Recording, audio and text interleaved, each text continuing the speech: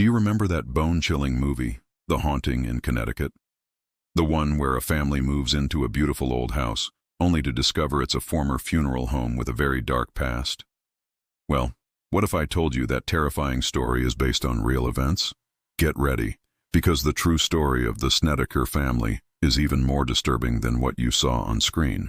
It all began in 1986 when the Snedeker family moved to Southington, Connecticut, to be closer to the hospital where their eldest son was receiving treatment.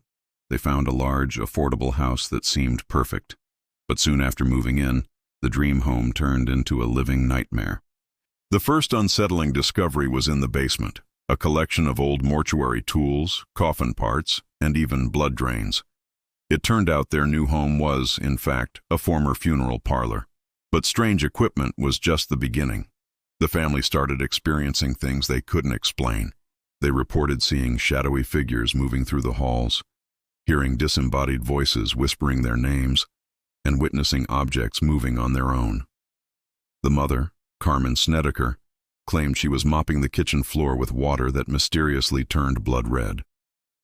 The eldest son, who was already battling a serious illness, began having terrifying visions of a thin man with high cheekbones and long black hair, accompanied by another figure whose feet were constantly changing. Frightened for their lives, the Snedekers reached out for help. They contacted Ed and Lorraine Warren, the famous paranormal investigators you might know from the Conjuring universe. The Warrens conducted an investigation and concluded that the house was infested with powerful, malevolent entities. Their research uncovered a horrifying secret. The former morticians who ran the funeral home were allegedly involved in necromancy, conducting twisted rituals with the bodies in their care.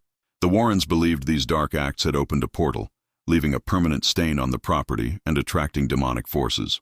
The Warrens, along with a team of researchers, spent weeks at the house, documenting evidence and eventually performing an exorcism in 1988 to cleanse the home. While the family reported that the activity subsided after the exorcism, the story of what happened in that Connecticut house has become one of the most famous and debated haunting cases in modern history. So, the next time you watch the movie, remember the real family that lived through this terrifying ordeal. Thanks for watching.